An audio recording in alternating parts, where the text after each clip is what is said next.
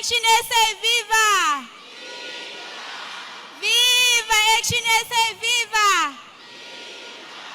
Asivoteni guys, asivoteni ActionSA, ngiyabonga.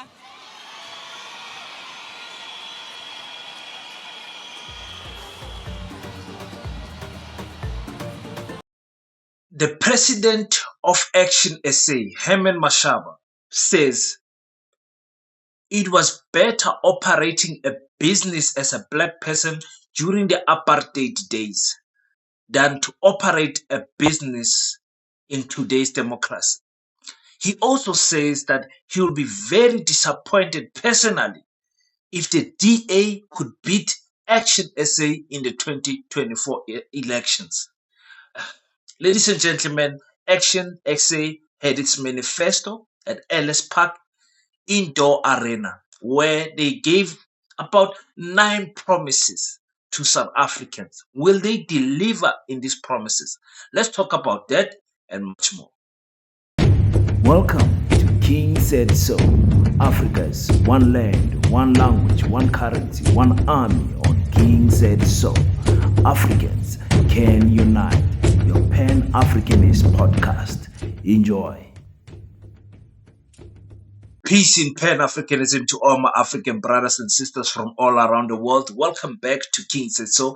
I'm your host, King053, Mr. Easy Imali Ening, and we're back at it again with another one. And this time around, we go to Ellis Park Indoor Arena, where ActionSA hosted a hot manifesto led by their president, Herman Mashaba. And of course, there is a reason why I don't cover other political parties as much. And I think in this particular video, one of those reasons is because of what Herman Mashaba said. And as a Pan-Africanist, we have to continuously educate our people to try and fix some narratives that try to suggest that black people are not doing well in the democratic era compared to the apartheid era. I'm going to explain something when it comes to both those questions. You understand what I'm saying? So the speech of Herman Mashaba was an okay speech. When we look at it outside the lens of Pan-Africanism, he did very well. You must remember which types of black people Herman Mashaba is speaking to and who his focus targeted voters are. Then you will understand that his speech was actually good.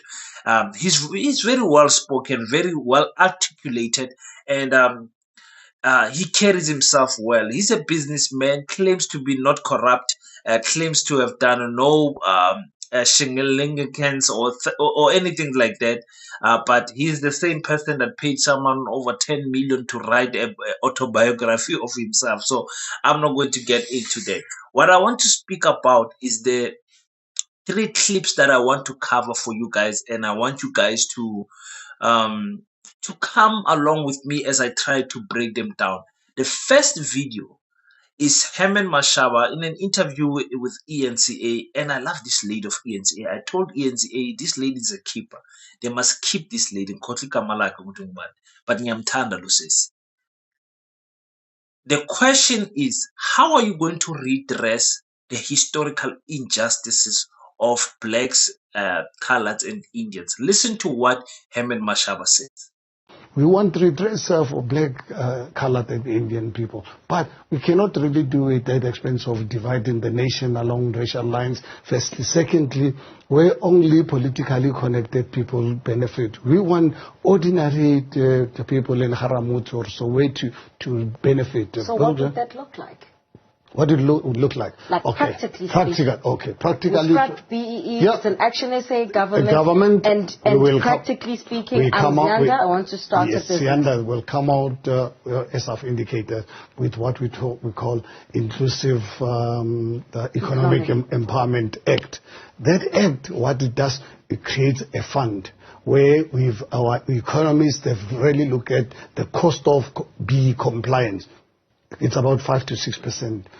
It's already costing the businesses 5 to 6%, and now the preparations of this legislation for compliance, it's massive. So what we are saying is, instead of having to focus on BE compliance, what we're saying is, just give us 5% of your profits if you make the profit. 5% going into what we call an opportunity fund. Okay. This opportunity fund will be run by professional people, independent of government. They don't report to us as a political party. Us as a political party will only obviously determine where this money must be spent, where we are saying this money must be used exclusively in black communities to a large extent, in colored communities, in Indian communities, go and fund the black entrepreneurs to open businesses in their communities, because we will get rid of all these people who are running sponsor shops who we don't know who they are. We open that stores and want to open businesses. Babelegi industrial area or Garankuwa industrial area, where I started Black Lives Matter in 1985. Go and fund these people to start the businesses. Let's make sure that a school here in Central where I live, a public school, and a public school in Soweto must have the same the facilities. So go and build schools as a matter of agency. Go and build boarding schools so that we can really get black people. I like clever blacks. I've always been very. You don't mind the term clever blacks? I like clever. Why I'm deliberately saying I like clever blacks, because clever people, you can't mess around with them. Now, my Pan-Africanist brothers and sisters, I'm not sure if Herman Mashaba thinks that we are not listening, or maybe he's underestimating our intelligence. Herman Mashaba says he wants to create a program that is going to redress the historical injustices for black, coloreds, and Indians. But his follow-up line immediately after that line, he says we're going to do this without racial lines. So we're going to consider these blacks, Indians, and coloreds, which is racist, but we're going to fix all of these things without looking at race. You understand? The problem I have with political parties such as ActionSA is that they don't understand the gap between the haves and the haves not. Basically saying the whites and the blacks. And all the other, you can say colored and Indians, you can add them there also with the blacks. But as Africans, we even fall deeper and further than coloreds and Indians, to be honest. When you look at it as on an honest playing field, blacks are the most historically disadvantaged people in their own land. Indians came from wherever they came from. Colors came from an African mother and a European father, and they chose to speak the Dutch language. So some of them don't see themselves as blacks. Some of Bladen, Mackenzie, and all of them. So if you don't try to fix the historical disadvantages of blacks, Indians, and coloreds by being patriotic in supporting them with BEE, BEE is not a bad idea. It's executed wrongly. You understand? Because there's loopholes how you can play around with this BEE 51% plus of black ownership. There's so many ways you can play around that ball and destroy the whole system. But for me, it's not a bad idea. I don't agree with these things of doing away with BEE. I'm patriotic to black people. So anything that gives black people an advantage, I am for it, of course. You understand? So when you say you want to address the historical disadvantages, but you don't want to do it on racial basis, then you are opening up the pool for every race, including white. It's not going to work for me. For me, it's not going to work. As a Pan-Africanist, I want to see black people being given an advantage to try and close the gap. Even with this advantage, black people are still going to take years to close the gap. Look, it's 30 years, we have not closed any gap. With BEE, with all of these things, we have not closed any gap. It shows you just how big this gap is. He also speaks about the opportunity fund. before I go there on the Opportunity Fund, he speaks about Inclusive Empowerment Act. This Inclusive Empowerment Act is going to be funded probably by the Opportunity Fund, where businesses are going to donate 5% of their profits, and also they're going to then it's going to go into this fund where professionals who don't report to the ActionSA but will listen to the ActionSA on where to spend the money. So you don't report to me, but you hear from me where to spend the money.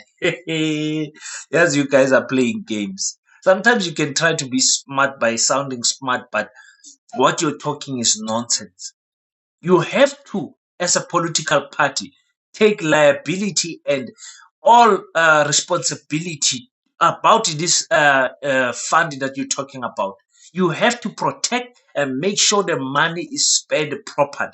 That's why I say a company without any political agenda has got absolutely no responsibility for community growth. It has absolutely no opportunity responsibility for that.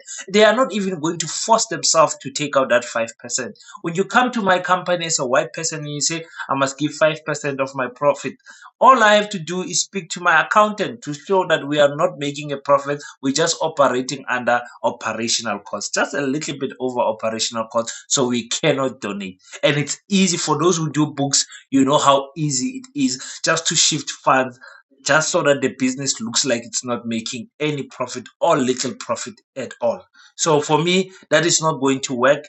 You have to be patriotic in supporting black people and black businesses and black women that are doing businesses, colored and Indians. You understand what I'm saying? But for me, black first. You guys know how I operate. Now, for the second clip, I want to speak about what he said about this apartheid statement. Operating a business during apartheid. Listen to what he says, and let me break it down to some of you African brothers who might think, but I think he has a point there. Let me break it down to you guys. In some way insinuating that it was slightly better at operating as a businessman under apartheid than this current government. By far. For us as black business in the township, yes, by miles. That's a reason why. Let me give you one example. When I was the mayor of the city of Johannesburg, I raised this actually even in one of the press conferences with the media. That I find it really very strange that the city of Johannesburg is sitting with so many closed petrol stations in Soweto. When these businesses in the 70s and 80s, when I grew up, these petrol stations used to be run by black families in Soweto. Today, majority of them are closed. Now you can tell me now, in the 70s and 80s, how many cars were there in Soweto as compared to today? The cars today in Soweto are 10 times more. But businesses are closed, the garages are closed. And the ones, not only in Soweto, if you look at petrol stations in most of the black townships, are not run by our own people. They're not run by our own, they're running by outsiders. And our government cannot tell me they're not aware about this. So these are issues of a practical nature that something is not right. And I don't believe personally that no one is going to silence me because I've got the facts. Like I can already give you this as an example. The reason why I don't cover people like Gayton McKenzie and Musi Maimane and what's his name? The president of ActionSA, I'm forgetting his name now, is because of this statement. This statement does not only praise apartheid, because if this statement was made by a white person, everyone would be going crazy. You remember Helen Ziller said colonization is better than democracy. That's exactly what she said. Everyone went crazy and she got into trouble for saying that. But why is it when a clever black says it that we don't get as equally as angry? Because this statement is suggesting that the white people who are running the country better than the black people. Now, I have to break it down for you guys. If you owned a petrol station, let's go with the example that he's making. If you owned a petrol station during the apartheid days in the 80s, he was also running some businesses that have closed, by the way, some of them that have closed, by the way, and I'm going to explain why some of these businesses closed. In during apartheid, black people were very limited to movement. Were very limited to movement. You couldn't just grab a cab and go to town. There were white only malls, white only shopping complex, white only petrol stations, white only schools, white only churches, white only political parties, white only medical aid, white only. So it forced black people to it limited their options for shopping, for petrol, for school, for healthcare, for anything. There were white only areas and black only areas. Even if you were working for the state as a black person, you had a different by again bonitas medical aid instead of the medical aid that white people had, and it was specifically made for black Indians and coloreds. You understand what I'm saying? This is in 19, I believe 85, if I'm not mistaken. You will correct me on the comment section. So black people were just limited to support township businesses because that's all they had. That's all they had. That's number one. The limitation of the business, and then also the being scared because you could leave for town and never come back. You could be arrested because you're not carrying your dumb pass. You could be beaten up by an angry, racist white person. There's so many things. That's why that black business was doing well, because that's the only business we had to support.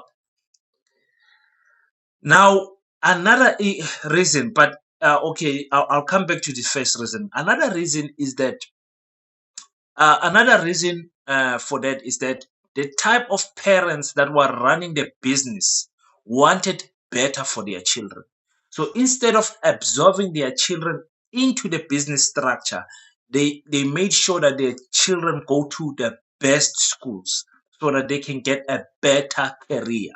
They did not want their child to be here in the petrol station or here in the tuck shop, even though that tuck shop has been running successfully, making profit. Even that taxi that has been running successfully, the parents of those children then wanted better for those children because they understood this type of business that they were doing, and they wanted better for their children. So they paid big money for their children to go to better schools, to varsity and everywhere, and those children graduated without the footprint or the fingerprint of business running administration of their family, and so it was easier for those businesses to die because of that.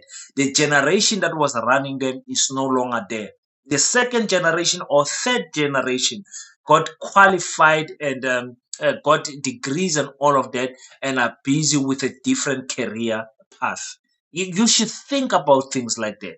You understand? Go and look at some of these families. And another thing is that some of these businesses did not transfer information properly to their children. I'm speaking from experience because my father owned a tavern and a bottle store while he was still alive.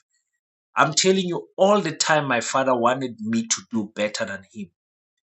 You understand? He never said, boy, when you grow up, I want us to get a big tavern, a big bottle store. We must have a distribution warehouse and all of that. He did not have that dream. All he wanted to say, doing all of these things so that you can get a better education and get a better job or something like that. So I'm speaking from experience. From my experience, I can tell you, everyone knows my father. It's a Ken in Kwamhlanga. Everybody knows who the Shongwanes are. And when my father passed away, that business, because we were still young, I mean, I was 14 years old, somewhere there, and 15 years old, and my other siblings were younger than me. You understand? So my sister was 10 years older than me, was not there. The other siblings, they were just too young. They were just too young to even know anything about running a business. So my mother, being an educated person, did not bother to continue with the business. And then we moved from Mpumalanga to Northern Cape. So you can't come and make it a case study and conclude that running a business during apartheid is better than now. Look at Shongwane's tavern and bottle store closed up. There's reasons why it closed up. Listen to the reason, then you will understand. Another thing that we must speak about in the township economy is the infiltration of Somalis, Pakistanis, and all of these businesses that came in a big rush. I told you, let's be patriotic to black businesses and black black black trading with our money. Let's circulate our business, our money around black people. I don't care if that black person is from Zimbabwe, Lesotho, Nigeria, whatever. If we become intentional about spending our black rand to a black business, our black businesses will continue more. Now, instead of supporting them, we've got the Indians there, the Pakistanis in there, the Somalis in there, and the whatever, Bangladeshis and whatever in our economy, fighting and competing for customers, competing for the rand with our black businesses. To make things worse, then the white companies also come to the township economy because they see they are cutting the transport. They don't want you to come in town anymore, so they bring the business to you. So shop rights, OK, Pick and Pay, and all of those things are now in the township economy. Explain to me, how is it that Papa's spaza shop or Mazibuku's spaza shop is going to compete with these outsiders who are not African? How is it going to compete with the big supermarket? Because now the big supermarket is just around the corner. It's no longer a taxi away, a taxi drive away in town. It's around the corner. So those are the reasons why black businesses are dying in the township. Some of the reasons, I can name much more, but I was just giving you the ones that are obvious. So when you hear black people like Herman Mashaba speaking nonsense like it was better to run it, they are missing the point, and they are missing they are misleading, misinforming our people to make them think that white people were running our economy better than we are. It is not true. It is absolutely not true. Look at the freedom that you guys have today. The ANC has done many bad things, but even with that, the freedom of expression, the freedom of movement, the freedom of association, and also those black middle class, that pool is forever growing. So you find black people in better schools, black people, better varsities, and all of that. There is some change and positive change that has happened for us. Yes, it was at the cost because of the freedoms that we give to our African brothers and sisters, and everyone was coming from outside South Africa. It came at the cost of the township economy, but it does not mean that running a business was better during apartheid days and now. That's all I wanted to say. Herman Mashaba also says that he will be personally disappointed if the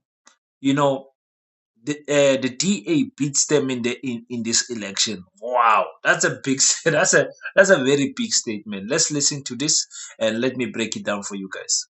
I'll personally, if ActionSA is not bigger than DA, I'll be disappointed. Oh, really? Personally, I'll be disappointed. Why? Because that's a huge jump for someone only contesting for the first time in a general election. Yeah, but the thing is, it depends on how fertile the ground is. ActionSA, if you look at our electoral performance of 2021, 1-year-old party, IEC played a dirty one on us, made us contest as a logo. But we still achieved the standing to be the sixth biggest political party, only contesting 6 out of the 278 municipalities. But what is fundamental that a lot of people don't realize, ActionSA received equal support, more especially here in city of Johannesburg. For the first time, taking 22% of Soweto. There's never happened before. We took the ANC from the 76 to 59%. For ActionSA, second biggest party with 22%. followed by the EFF. People are under impression EFF is bigger than us or whatever because they fill up stadiums every week. They only got 14% of Soweto after 10 years. As a year old, 22% of Soweto. Now, look at all the by-elections we contested afterwards. Same thing. In Randburg Center, you are aware we received 20% of electoral support. So this shows you that we're the only political party in the history of this country to receive electoral support across all communities. And the beauty about this opportunity I'm talking about, I think it's what we can see. The DA has given up on the black support. In February last year, I launched what we called a South African dream. And ActionSA's vision for an inclusive and prosperous future for all South Africans. Today, I want to share our plans to fix our greatest challenges and give effect to this South African dream. While there are countless challenges facing our people, I'd like to focus on 5 key areas that, as a leader of ActionSA government, I would make my top priorities. Number 1, within 5 years of government, we will launch programs that will result in the private sector creating over 4.8 million new real jobs.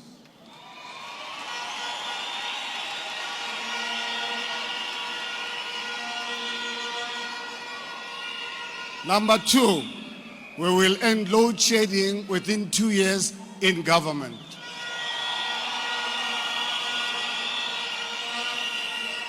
This is something that should have been done a decade ago. Number 3, we will ensure inclusive economic justice by implementing inclusive economic empowerment, a universal basic income stimulus, and a program of insourcing our people.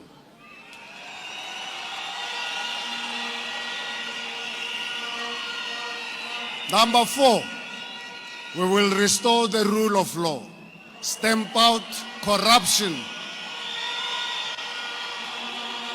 and fight the scourge of drug abuse and gender-based violence.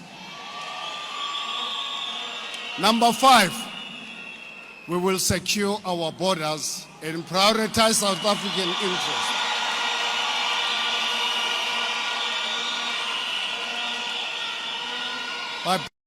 As a Pan-Africanist, I am praying and hoping that the DA does terribly in these coming elections. I would even give coconuts like Musima Imane and Herman Mashaba some votes if I could. I would rig the elections so that Herman Mashaba and all of these other coconuts, even Rise Mzansi, I would give them votes, percentages, because at the end of the day, they are still African. I want the DA to drop at least 5 to 8%. That is my wish. That is my wish. If that wish is gonna come through, it's another thing. You know, I do politics on an emotional level.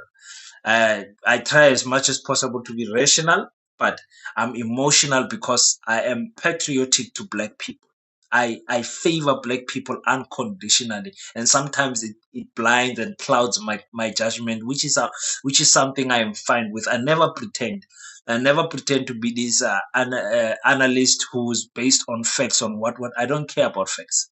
I want black people to do better. I want white parties to die.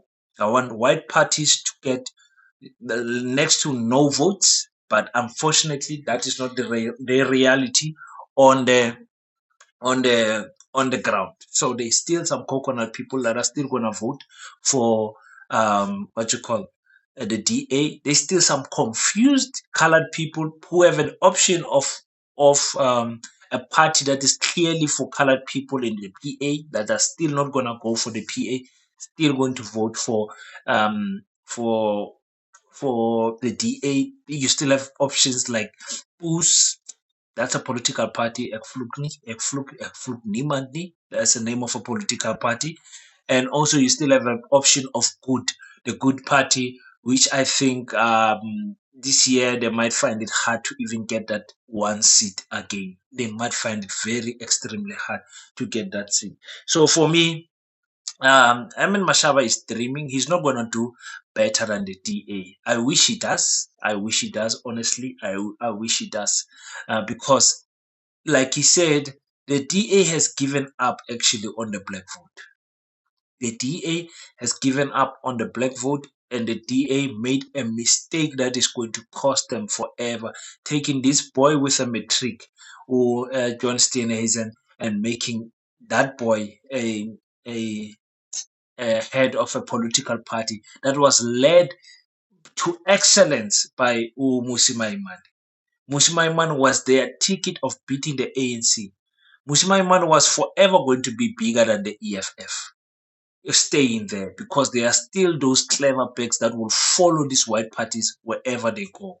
Unfortunately, right now, for the DA, you've got Rise Mzansi, you've got Arise Mzansi, you've got Action SA, you've got Build One South Africa, and that lady who left the DA also, the former mayor, former Johannesburg mayor. I think she started her own party also. So you've got people that come, almost all of them from the DA, and then who form the political parties. Is going to hurt the black vote of the DA. But I'm very happy. I don't care. Like I said, I wish DA can drop 8%.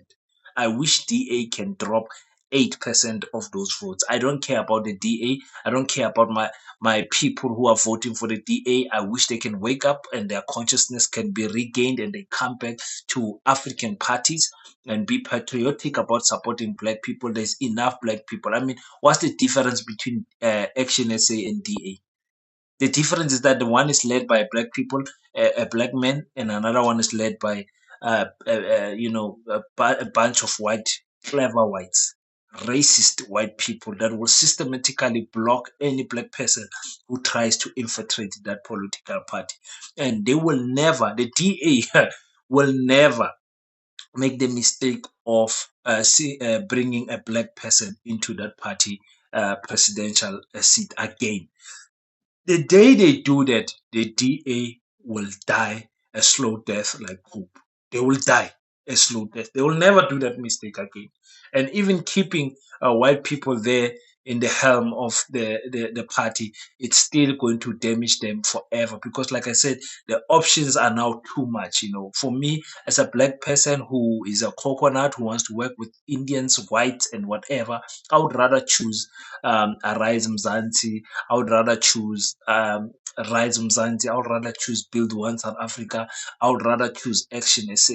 For me, it makes more sense to be part of those parties than to be a DA where I know I'm going to experience racism once I climb up the ranks. So, Herman Mashaba, we wish you all the best.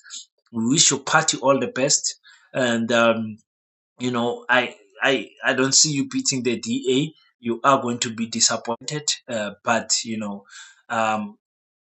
for African people, please, let's stick to 3 parties. It's Umkhonto weSizwe is the EFF, or just go and vote for your ANC once.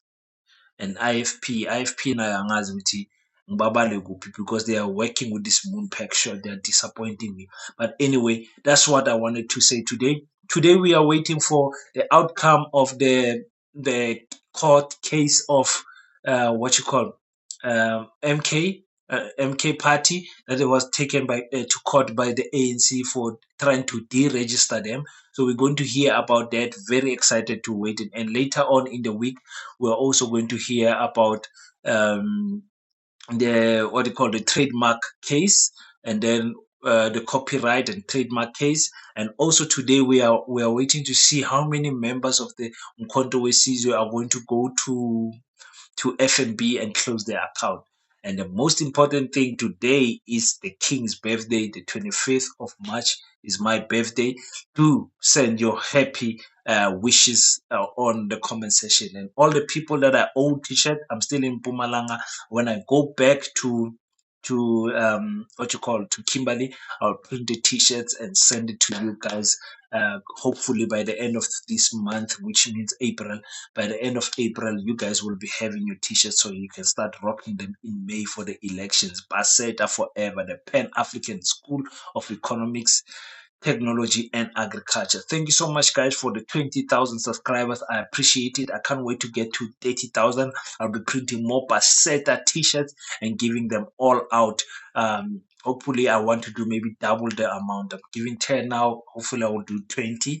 And some of you are suggesting that I sell the t-shirts, but I'm not there yet. I'm not there yet. I will think about it. It makes profit. It makes business sense to sell the t-shirts, but for now I'm still happy with giving the t-shirts away.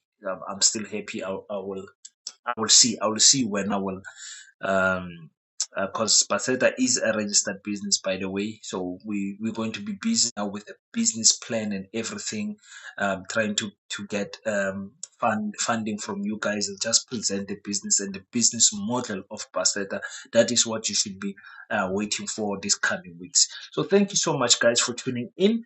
If you haven't already, click the subscribe button, man. You are in your Pan-Africanist podcast, where we are patriotic about supporting Black people and uniting Africa, which is very much important for us. Until we meet next time, don't forget to pray. And after we pray, stand up, African child.